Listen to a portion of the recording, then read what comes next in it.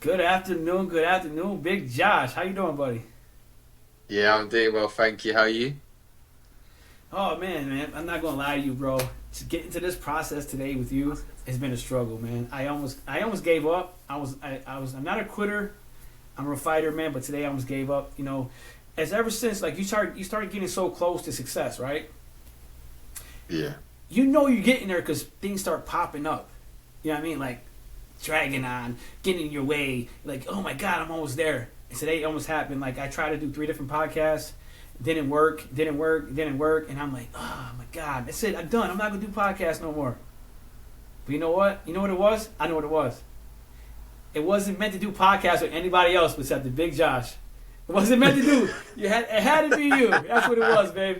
It had to Come on, be. man. God was like, man, Definitely. nope. You're gonna do this podcast with Josh first. Oh man, listen, Yes. I guess we start by what are you about? You do podcasts too, right?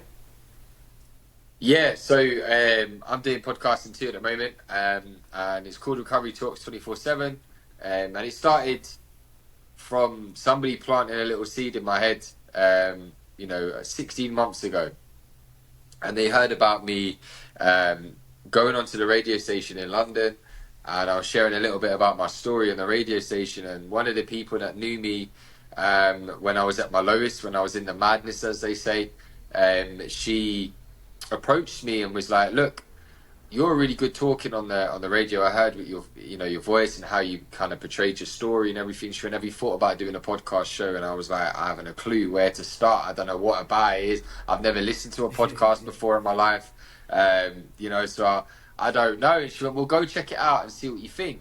So I did. I've done a little bit of research online and realized that it's really simple and easy to set up.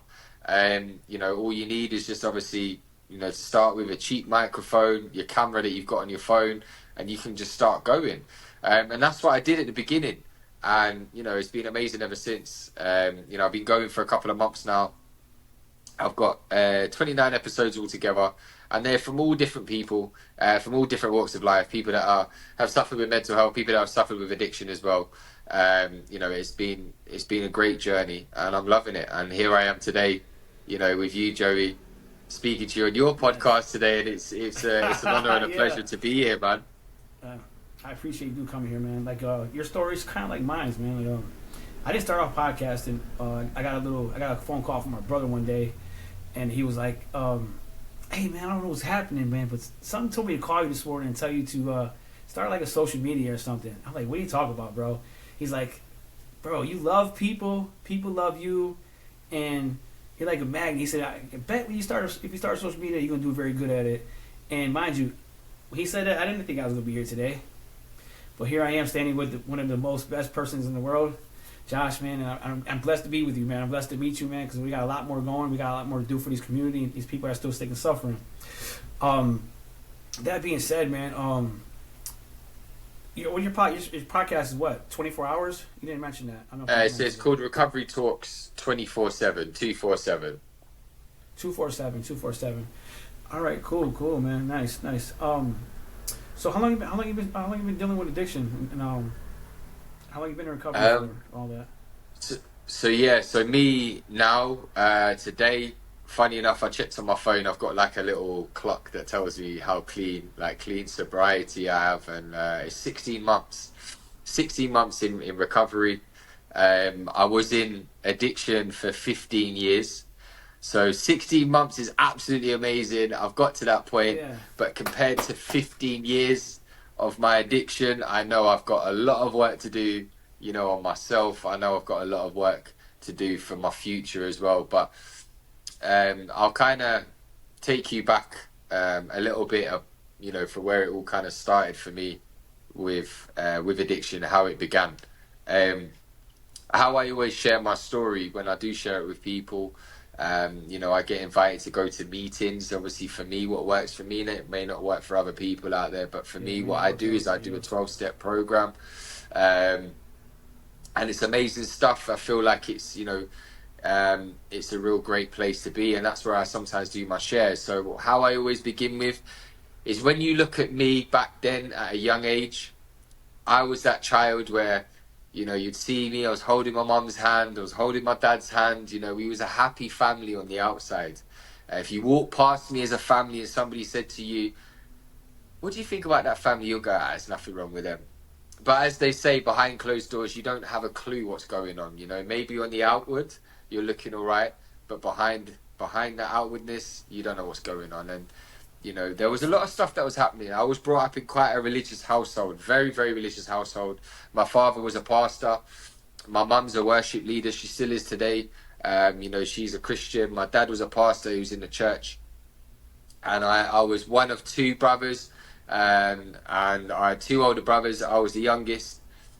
And growing up with them and my family, it was good. We had everything we needed, but we also wasn't living in poverty, in quite severe poverty. We was moving from house to house. My mum was never working, so my dad had to do the work while she stayed at home and looked after us as kids. And that's all I ever sort of saw growing up as a kid. But I still had food in my belly. I still had clothes on my back. I may not have had the nicest and finest of foods. I may not have had the nicest and finest of clothes, but my mum showered me with a lot of love, so I can't fault her for that whatsoever. Really, it started to go. Things started to happen where, when I was in secondary school, primary school, from what I can remember, only little bits. You know, it was okay. I was at school. I had a bit of an education. You know, I could say I had a mum and dad. You know, I started to realise at the end of primary school, which was year 6, I started to hear little stories from other kids that they didn't have a mum or dad, or they didn't have a stable family. But I was pretty the lucky one. I was the blessed one. I could go home. I had a mother and father. But when it started to going into secondary school from year 7, in high school, as you guys call it over in America,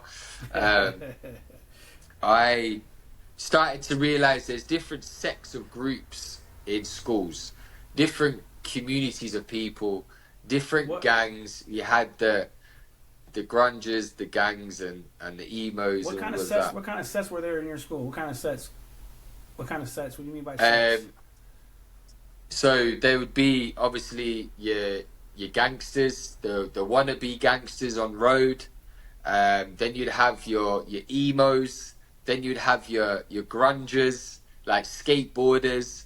And then you'd have the mediocre lads that get with all the girls, you know. But I was trying to, in that phase, I was trying to see who would I be able to kind of adapt with. And because my father wasn't around much, in the sense of he didn't really show me much of as an affection as a father.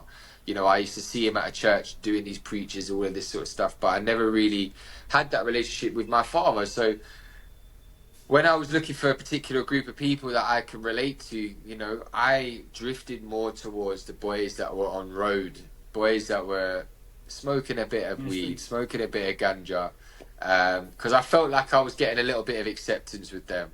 Noticed that they were the bad boys, noticed that all the girls liked him, so I was like, I wanted a bit of that. But I didn't realise what it entailed. I didn't realise how much it was going to affect me, you know, through myself. So yeah, I was that one. You know, I was smoking weed a little bit here and there. I remember my mum, she caught me one time. I was come home and I was off my head, man. I was sitting there munching about 20 chocolate spread sandwiches. I just made loads. I had the munchies, as they call, you know. My mum's. What age? So that would have been 13. 13. I started doing that. Yeah. And then obviously my mum started to notice there's a little bit of difference in me, my attitude, how I'm coming across and everything like that. But now, from this time on, obviously, when I'm staying at home, I'm living at home, living with my parents. My older brothers are pretty much moved out now. You know, they're settled, they're in relationships. It's only me, my mum and my dad. I then started to notice my dad was doing some off-key stuff. And when I say off-key stuff, you know, he wasn't being very loyal to my mum. He was doing things that were not right. You know, with other people.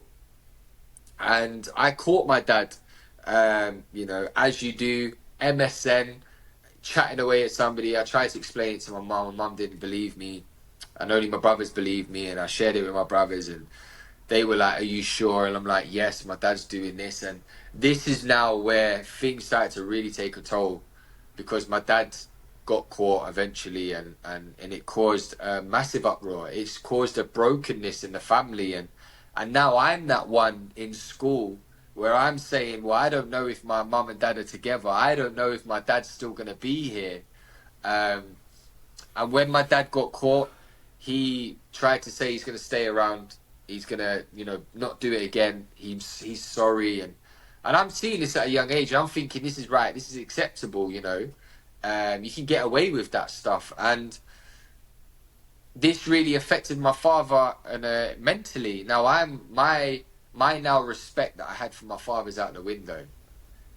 My respect for my mum is kind of out the window. I'm like, it's the Josh show. I'll do what I want now. You can't tell me nothing anymore. You can't tell me off about anything anymore because look at you, what you done. Yeah. I was being very judgmental. But my dad became very, very ill. So ill to the point where he suffered with mental health, and he tried to commit suicide on multiple occasions. And by this point now, I'm at college. So at college at 16 years of age. I'm at college now, and I had to drop out of college.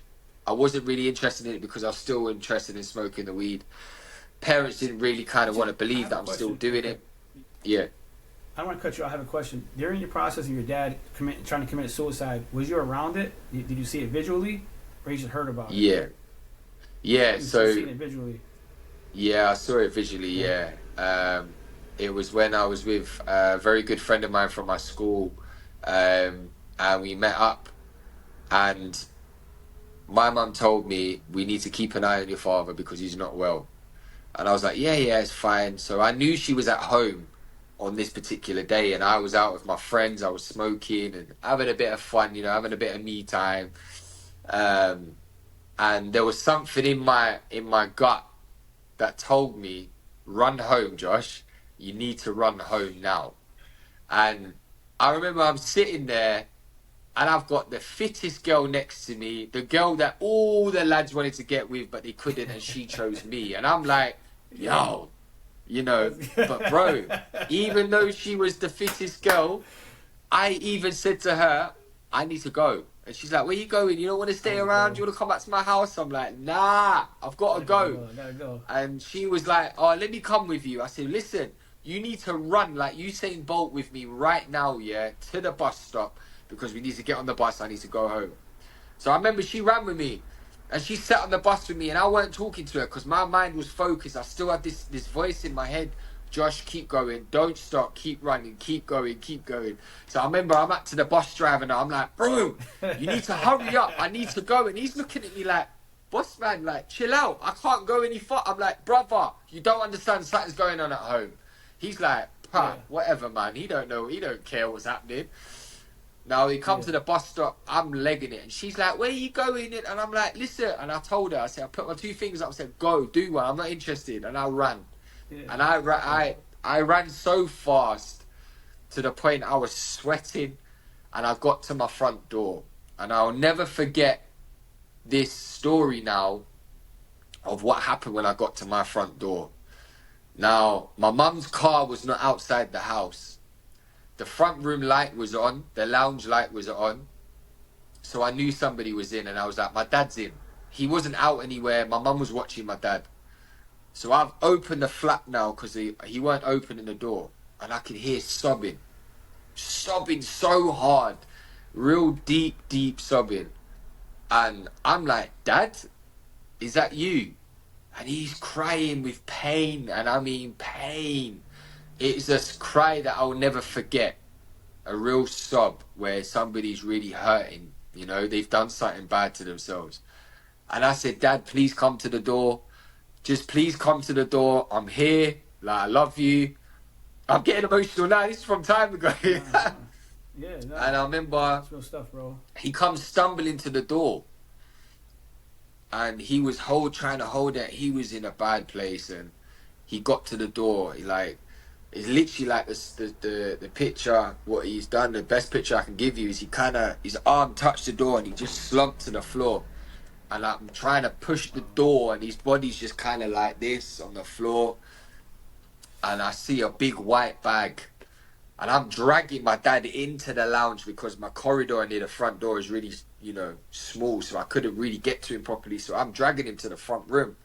Bro, soon as I come into the front room, open the door, I see tablets everywhere, all over the floor, all over the table.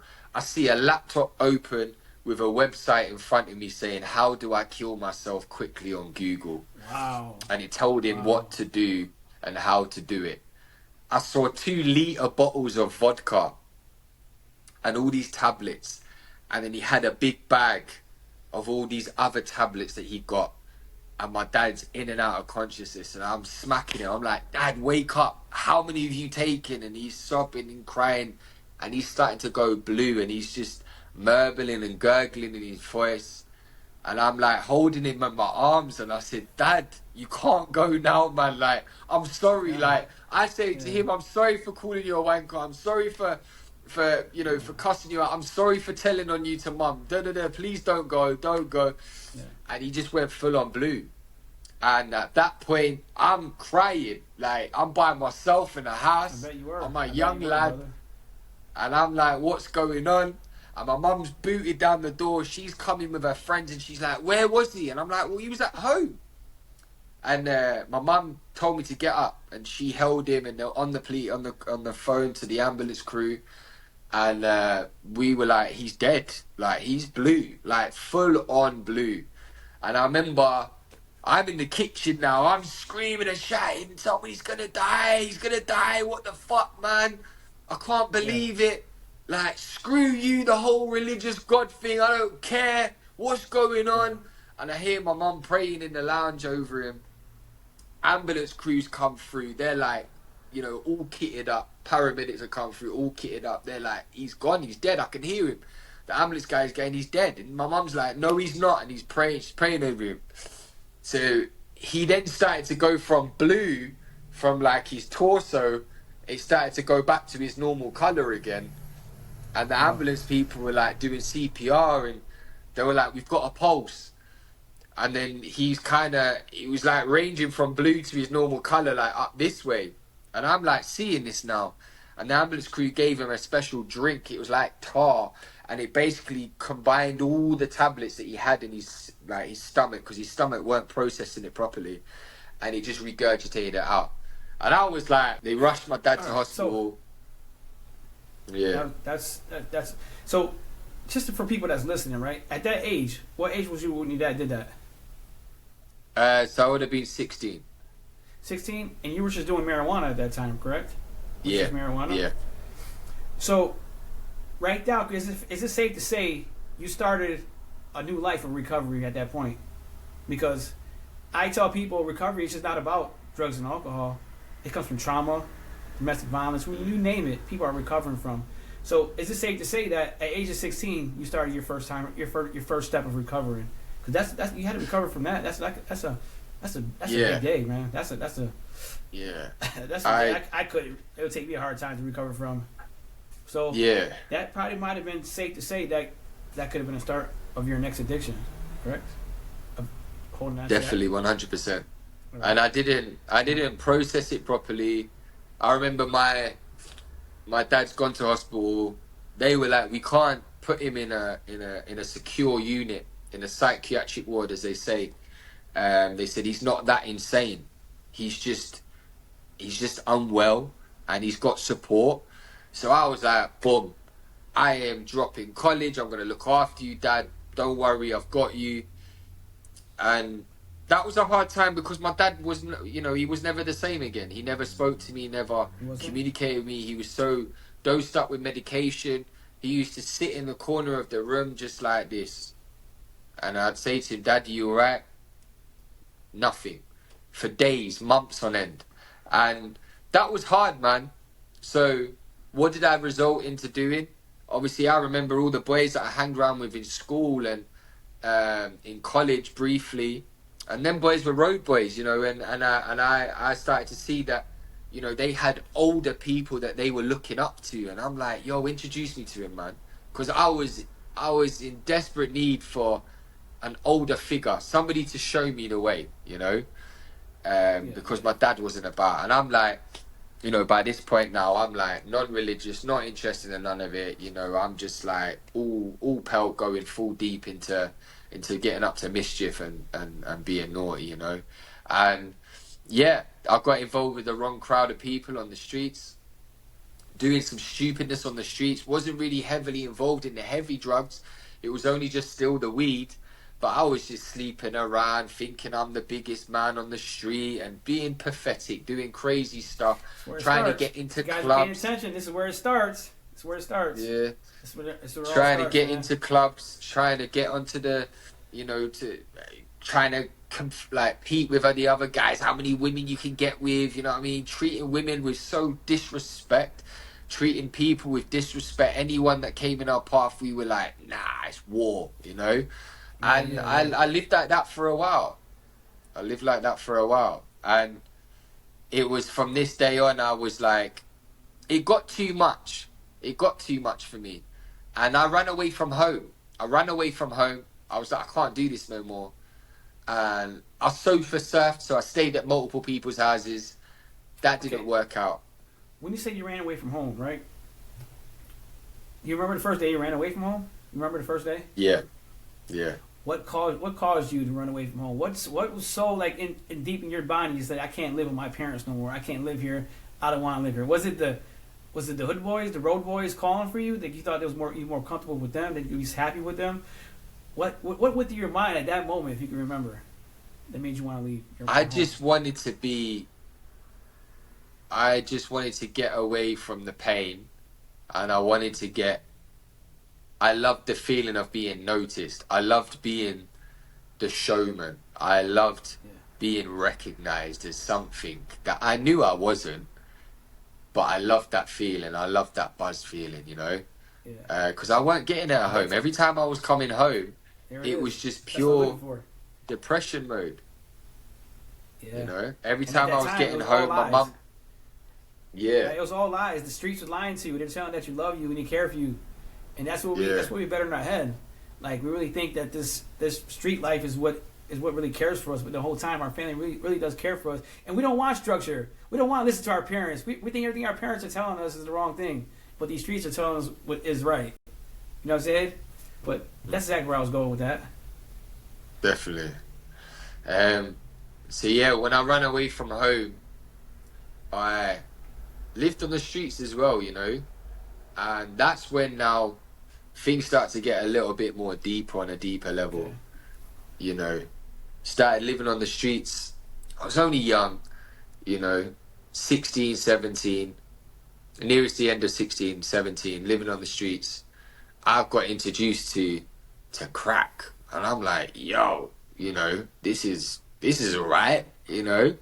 And it was only for a short period of time. At this time, a very short period of time.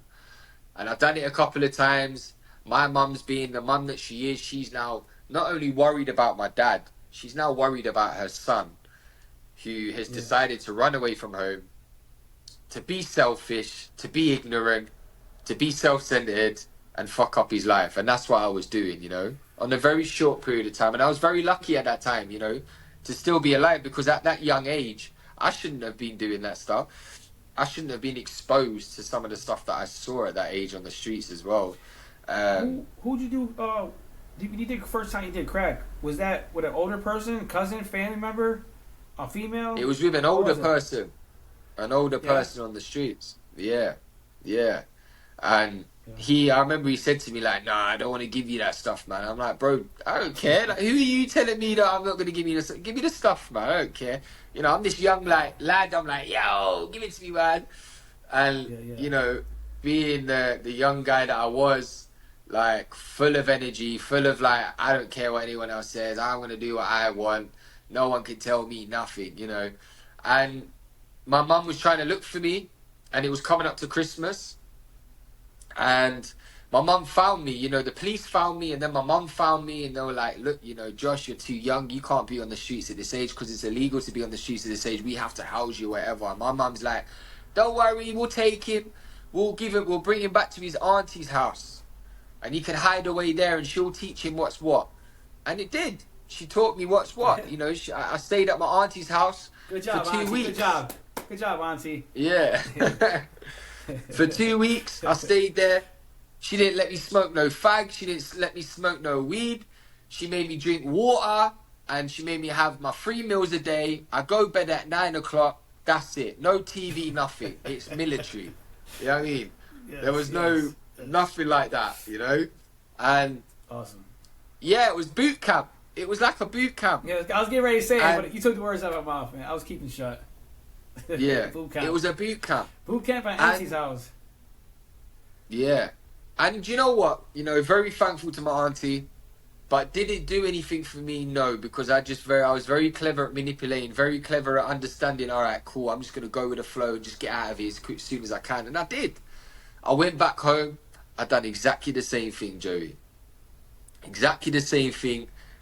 You know, going back to the nonsense that I knew that I was comfortable with, because I didn't like being this normal human being. I like the madness. I like the craziness that's going on.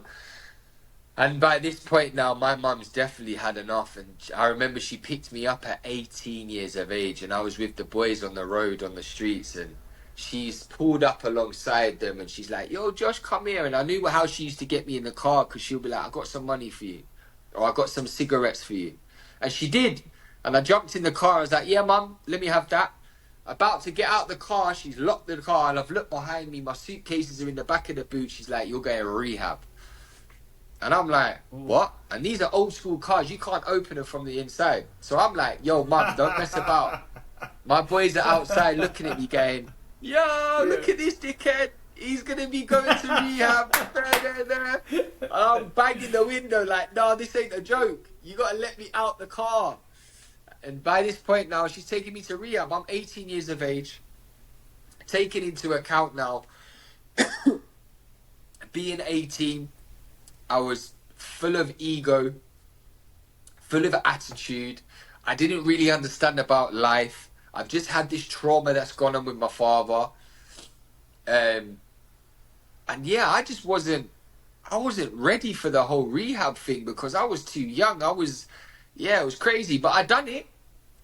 Now, before I carry on, I always share with people, you know, and I will openly and honestly say that I was a serial relapser. For the rest of my story now that you're going to hear, is you're going to be like, rah, he still didn't get it. Oh my God, he still didn't get it. Because I was constantly going back to the vomit all the time. But I done this, the first rehab, at 18 years of age, and I completed it. And it was really good. You know, I learned a little bit about myself. It was a religious rehab. So, you know, I knew a little bit about Jesus. I knew a little bit about God, what scriptures to say, when to say things, when not to say things. I knew when to put my hands up, put my hands down. You know, I knew the system very, very well. So I flowed through the program. You know, when they used to say, quote this scripture, I'm like, bleh, yeah. And they're like, wow, Josh, guys. Everyone's looking around going, rah, Josh. And I'm like, yes, lad. But when I was going back to my room, I wasn't really doing a program. I wasn't really doing it all. I just wanted to get it out of here, man. I'd done a year of that. How I got through it, I don't know. But I'd done it. And did it help me in some way, shape or form? Yeah, it did, you know. It taught me a little bit about myself. But I moved out of the rehab now, moved to aftercare. Me thinking was what was right. I'm going to get a full-time job. I'm going to get a missus. And we're going to live a happy life. It didn't work out that way, you know. I met my baby mother, moved out of the aftercare, moved in with her and her parents. We was together for less than a year. I thought, yeah, let's have a baby. So she got pregnant. And we had a beautiful boy, beautiful little boy. And I thought that was it. You know, I don't need nothing else. I don't need to talk about recovery. I'm done. I'm cured. I'm cured. Like, I'm cured. And that's where it started to go wrong, because my egotistic stuff was starting to come out again. And I wasn't listening to anybody. Yeah. And getting complacent. Complacent. I wasn't doing anything recovery. You know, I was like ashamed to say that my name was Josh, and you know I was an addict, and I was like, what? I wasn't an addict. You know, I'd never been an addict. I was only doing a little bit here and there. I ain't no addict. Yeah. That's what I in never got. denial, you know. I always thought myself, because I only did a little bit, I wasn't an addict. Because I only did it on weekends, I wasn't an addict. Because no one really knew what I was doing, I wasn't an addict. You know what I mean? Yeah, But damn exactly. well, I was fucking an And addict. I found it offensive. You're calling me an addict. Who are you? I'm not an addict. Yeah. And I went like that for a while, you know. Yes, I had a job. Yes, I had a beautiful baby mother with a beautiful child at the time. You know, a great job, great finances that were coming through, and we got a house together. We had it set up. It was beautiful, you know. From the outside looking in, you would have seen me with my son and my baby mum thinking, look at them. They look lovely. But again, behind closed door, I was struggling. I was going through some nonsense. You know, I wasn't very nice to her. I had no respect still for women. I had no respect for the finances I had. I had no respect to having a title as a father, because I was going out drinking now. But I'm thinking, I ain't an addict so I can have a drink. I'm now then going, do you know what? I'll get a little bit of cocaine. I'll do a little bit of cocaine, but I'm not going to be an addict. Man, the story says itself, you know. It ended with me messing up every single thing. And it got to the point where it messed up that bad. She said, you need to go back to rehab, get help. I'm like, yeah, I'll go to That's rehab. the second time. That's The second time.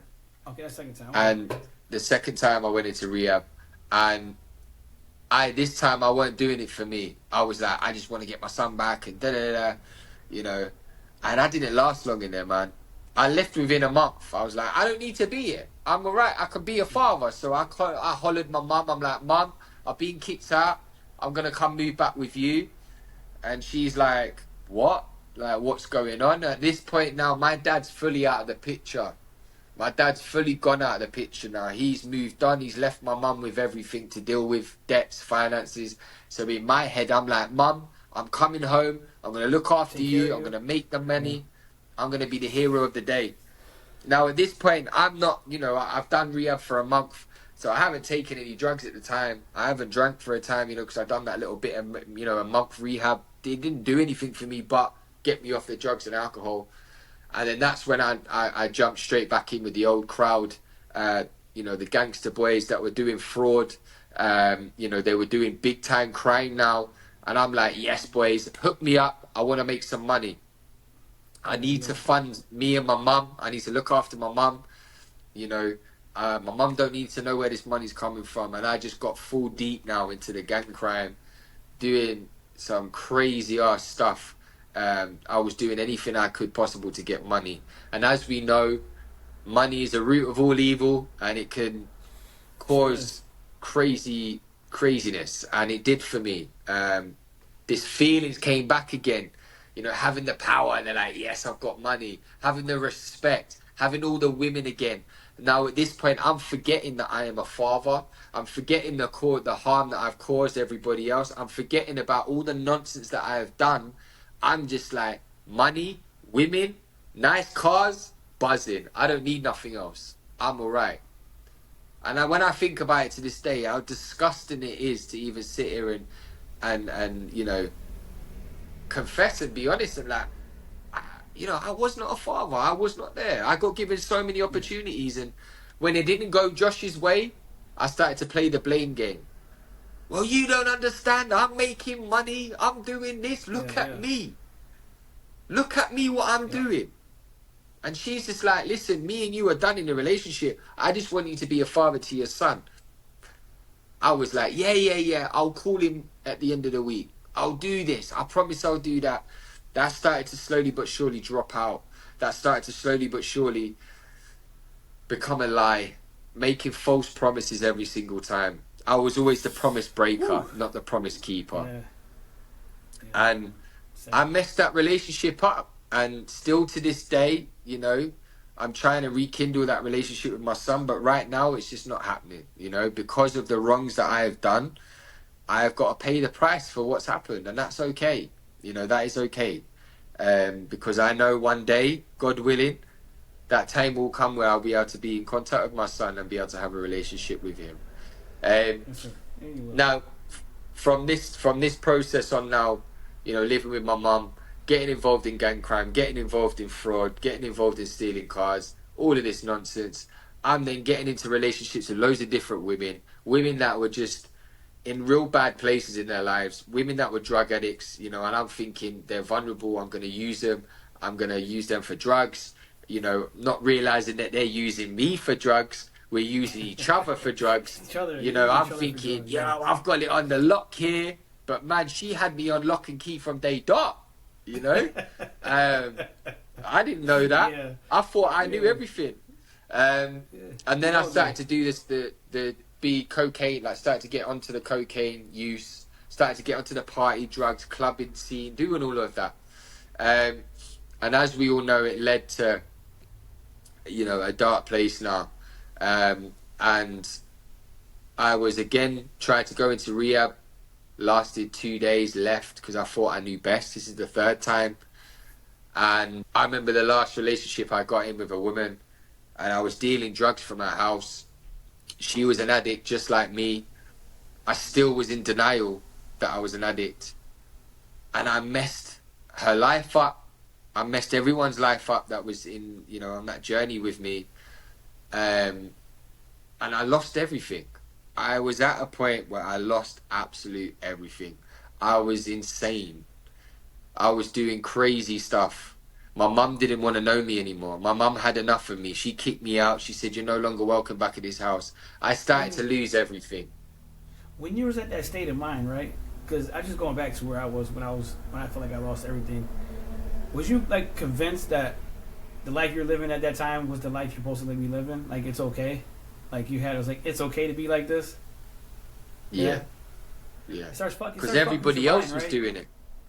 Everybody else is doing it. You're not realizing everybody else around you is doing the same thing. So you're the drug and addiction and the lifestyle is saying, this is where I'm supposed to be. Like this is where I'm at. But meanwhile, you're like fucked up. I mean, you're not showering. You're looking for money. You're more worried about getting the next high, and you're becoming accustomed to living that life. And that's what it is about recovery, man. It's breaking away from that lifestyle and getting away and doing the right thing, man. I'm sorry, I just had to break into that, you know, and expand on a little bit. No, that's all right. Yeah. So. But it's when I was at this last point now, where I was really brought to my knees, is I became homeless again. You know, I burnt all the bridges, even the boys that I was getting involved with doing the drugs and the fraud. They even were there going, "Yo, Josh, we don't want nothing to do with you, brother. You're causing too much problems for us. You're bringing the light on us. We don't want it." And I'm like, "Yo, man, what's going?" I'm looking like Skeletor, going up to them. I'm like, "Yo, you remember me, man? Come on, let's do this now." And they're like, "Yo, no, we're done." You know. We're done. Even the criminals said to me, "They're done. They don't want nothing to do with me," you know? And I'm like, yo, I had no one. I had nothing, you know? My mum was still there in spirit. She always, you know, reminds me that of today, what she used to do, and I'll get to that later on. But when I was homeless now, I'll be living on the street. So I'm, you know, I didn't really explain my ages, but by this time now, I'm 24, I'm on the streets. I then got into quite a bit of a bother with some crime that caught up on me, driving without a license, insurance, doing all that petty stuff, and I got caught out of it and I got sent to jail. And I done some time in jail, and that got me clean again. But jail life is just like, you get 3 meals a day, you get a bed, it's all right, you just get by. It's pretty easy, you know. It's easy life, right? Easy life. It's an easy life, you know. It didn't. You know, I went to chapel. I done things to get by, but I didn't really change anything. You know, I was still this guy. And when I got out of jail, I was like, "Yo, guys, look at me. I've changed and that." And people were like, "Nah, you haven't. You're still the same." I believe the change doesn't start in jail, man. The real challenge is when you get back out on these streets. Like, that's always been me. Like, you could be in jail and I think jail to me was a timeout. It's a timeout to let your body rest, get up and go fuck up again. And for a long time, that was my mentality. I'm only here for a little bit. I want to rest up. When I get out there, I want to fucking cause havoc. Like I had intentions. I had how you call it? What's the word for it? Like I'm planning. It's a plan. I already had it all. I don't know what the word is for it, but it was like I already had plans to go out in the streets and fuck up again. Reservations. Yeah. I had reservations. That's what I'm looking for. Yeah. Yeah. I had reservations. Yeah. Yeah. Definitely. I already pre-planned by the time I leave, I'm just going to get back on it again, you know? Yeah. I had no purpose in life. I had no drive in life. I've forgotten all the tools that were taught me. I've forgotten everything. I was just like, yo, man, when I get out of here, I'm just going to get bang on it again. You know, I'm just going to get on the drugs, get on the alcohol. It's going to be all right. And I did, you know, and it was a painful time. The insanity of it all, when I think about it now, is like, Josh, what was you thinking, man? You know? And I went back onto the streets again. And by this point now, I've been on the streets for months. I'm stinking. I'm wearing the same clothes for months on end. I ain't washing. I'm smoking crack. I'm injecting heroin. I'm injecting crack. I'm in crack houses. I'm sleeping with messed up women, just like how I was messed up. We're all messed up. We're all in crack houses doing some crazy stuff. And I'm like, yeah, this is who I am. I'm just going to settle with this because my self-worth, my opinion about myself was gone. I had nothing. I just didn't think of anything about myself. I just thought I was just this worthless junkie, and I was always going to be a junkie. And it came to a point where I was living behind a bin. And this bin shed was a cozy bin shed, man. It kept me warm in the winter times, and I was always staying behind this bin shed with another guy because we used to work together to feed our habit. We used to rub shucks together to feed our habit. We worked together. We worked well. We always came on top every single time. But there was this one evening, I had £20 to my name in cash, and he was falling asleep, and I had a ball of drugs in my hand, loads of little pellets of drugs in my hands, and I'm like sitting there, and I'm thinking the previous day. I called up a rehab and I'm like, I need help, and they're like, we know about you, we know what you're like, man. If you're that serious, come to this rehab at this time on this day at this time, and then we'll see if you're actually wanting to get this sorted. Yeah. So getting back to now the picture of when I was behind the bin, I had the £20, the drugs in the hand. Now, people that are still in addiction will think, yo, man, I'll keep the drugs, bruv. Fuck that, I ain't going nowhere. But again, that feeling in my spirit said, put the drugs down, run to the train station, get on the train and go to that rehab. So I did. I waited till the guy went to sleep, fully conked out, because he would have questioned me or he would have made me change my mind, you know, because he was very clever at doing that. Yeah. And Yeah, of course. When I ran to that train station, I got the help. I went to rehab. I got the help. I'd done 9 months clean. I got to 9 months clean in this rehab, man. And it was amazing, you know. It was the best experience I had in my life in understanding about who really Josh was. But unfortunately, I relapsed. And I relapsed because I still had that little voice in the back of my head going, you're not an addict, Josh. You're okay. You can just have a beer. It's fine. You know, and I got into that mindset again, you know. I got into that mindset. I'll get a full-time job. I'll get a beer. I'll settle down with a woman who was really, really quite, you know, unwell. Not through drug taking, but it was just crazy, man. And it was not a good thing for me to be in. And I relapsed, you know. And I relapsed hard, man. I relapsed hard. And now it's to get onto the good part now. To explain to you guys... Yeah, why I'm here. Because I don't like to be more the doom and gloom, you know.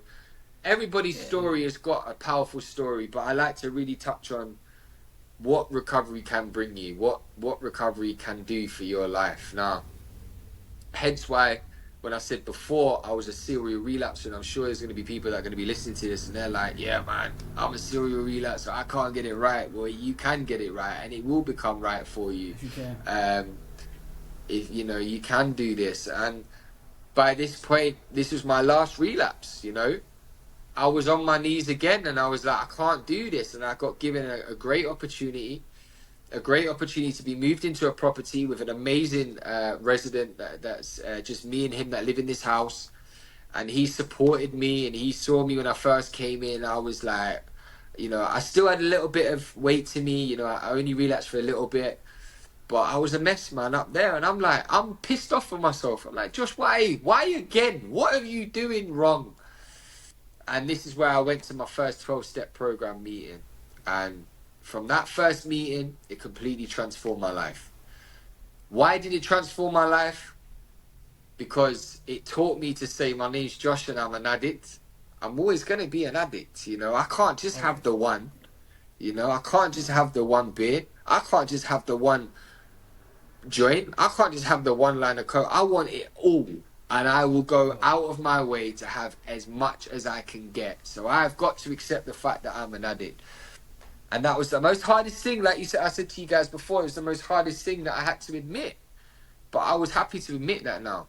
Also, to be able to be told about yourself, to be told like, Josh, shut the fuck up and listen.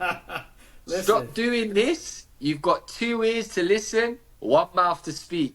So shut up and listen. And that was from a very good friend of mine who supported me from every step of the way. And he's been real with me, you know, he's been firm with me because obviously my father's never been around from growing up. So I used to struggle to look to a man to tell me what's what, you know, and he did. And we built up that bond together, and he's still my support guy now. And today I can confidently say I am 16 months clean. I have never got this far in my life in this setting, but it's only because of what I do in my program, what I do in my recovery. Is I always let people know, I always talk about my stuff, I always share openly where I'm at, and this is where the 12-step thing comes in, you know, understanding about who I am. And it really felt like somebody just put a big mirror, long mirror, and in front of my face, and it's like, right, let's get you sorted. Let's get Josh sorted. And that's what I did. And the gifts of recovery have been absolutely amazing. But let me be real with you. Has it been easy? No, it has not. It has been very, very difficult. I am not perfect. I will never be perfect.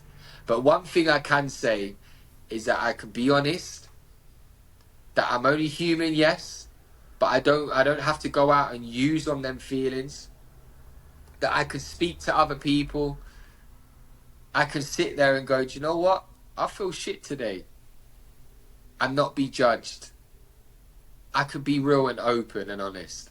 And, you know, my relationship with my mum now has got so strong. She came to visit me a couple of months ago, and she sat down at a table, and the first time ever she said out of her own mouth, Josh, I can confidently and accurately say that I have 100% got my son back. Yes, man. And my mum's never said that. That's awesome. My mum's never said That's that. Awesome.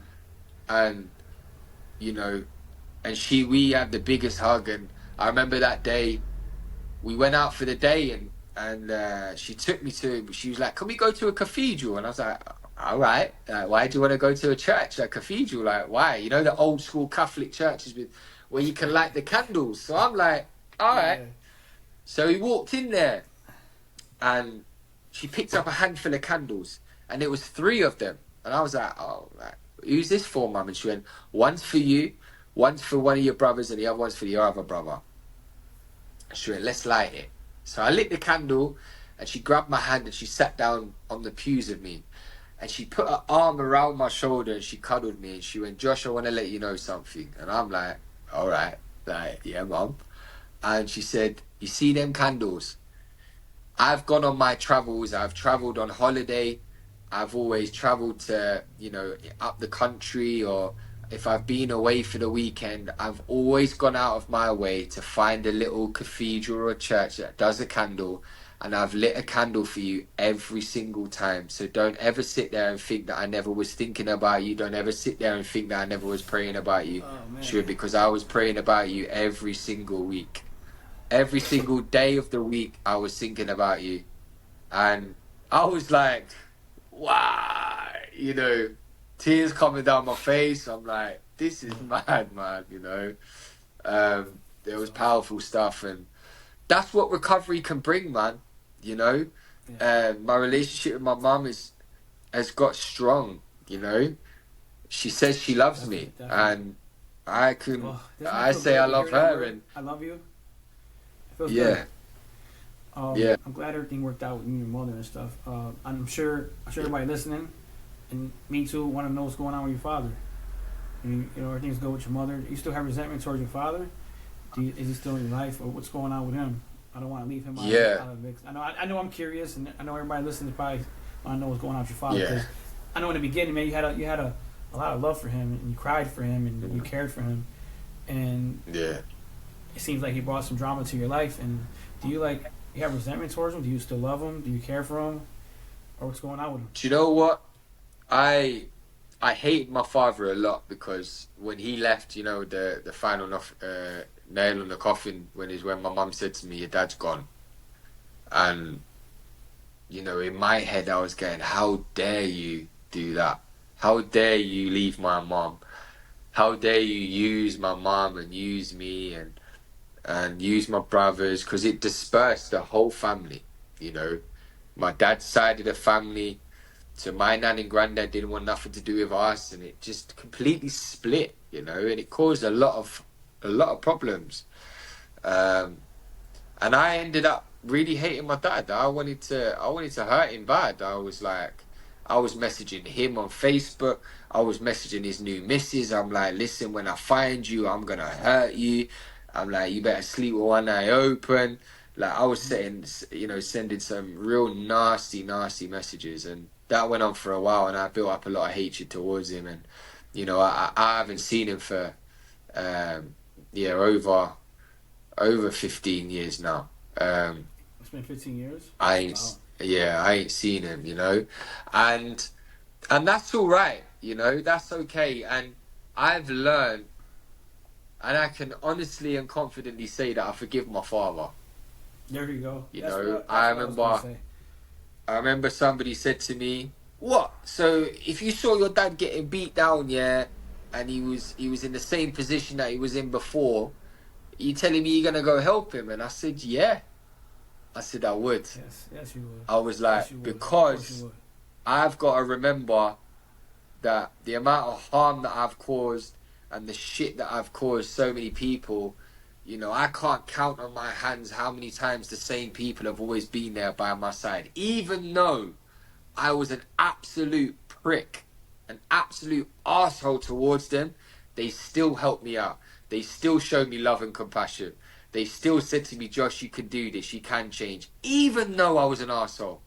And I forget that, you know, and I had to remember that, and I had to bring that to my mind and think, you know what, I would do the same thing to my dad. I would, you know. Of course, I would say like, "Dad, I'm here. I got Yeah. you." And when he gets better, of course, I'll still have questions and be like, "Dad, why did you Yeah, do that yeah, yeah. anyway?" Yes, But yes, of course. you know, yeah.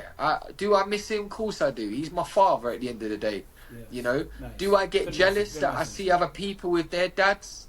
Of course I get jealous. You know, of course I get jealous when I see some other guys that are in recovery with me, and I see mum and dad together. I'm like, you lucky bastard. You know, do I get jealous? Of course I do. But there's a big but. You know, I've just got to remember. Yeah, they've got parents. I may not, but I've got an amazing mum. I've now got an amazing stepdad who loves and adores my mum, and he's just amazing. And I've met him the first time, and he was great.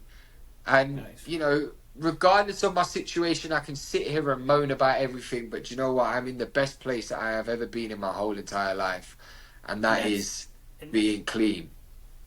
nice, nice. And that's where I'm going to get right now before we end the show. And I want to get to the really, really, really good part about recovery. You know, Josh, explain to the people that's listening right now what you do right now for the people that still sick and suffering, for people from the community and the kids. Look Yeah. what happens in recovery, So guys. Look and pay attention. yeah. So what I do now, so I've got the podcast show, which is what I mentioned earlier on today on this show. And also I do youth work. So I go work with young people that are stuck in, we say county lines. So let's say, easier way to understand it is like gangs, or young kids that are done, you know, getting involved in drugs. And we're trying to intervene in their life to try to kind of go, you know, don't do that. It's flipping hard work. And sometimes I think I see myself in them when I was their age, you know. But I've been given an opportunity to do that. You know, they done background checks of me from my criminal background and everything, and I thought, you know, once a criminal, always a criminal. I ain't gonna be able to get a job. Yeah, and they were like, "Yo, great for this, man. You. What drugs charges? You know, theft, robbery, fraud? Yeah, we want you, You're man. Perfect." And, yeah." And I was like, okay. And I was buzzing, thinking, this is amazing, me given an opportunity to do this. So I do that twice a week. Absolutely love it. And then also, I do barbering on the side as well. I learnt my barbering trade when I was in jail. And I now go out in my spare time to go out to the homeless and cut the homeless people's hair and, you know, share the message, spread the, you know, carry the message on to them, you know. What was freely given to me, I want to give it to freely somebody else, because I know that is my duty, because I've taken so much all my life and I just want to give back now. Awesome, man. Dang, that was a really, really, really good episode, man. Josh, again, man, I want to thank you. Thank you so much, man, for coming out here. I met you a few months ago, and it's been our dream to give back and team up, and we're doing it, man. And that was great. Again, you can follow Josh at Recovery Talks 24/7. Recovery Talk 24/7 on YouTube and on TikTok. On TikTok, and of course, TikTok, Spotify, YouTube. Follow me up, man. Follow him up. And of course, man, you can follow me at Joey Bags of Recovery on YouTube and TikTok. Joey Bags of Recovery, man. With that being said, man, I love you. Josh love you. God love you. Be safe. Love you guys.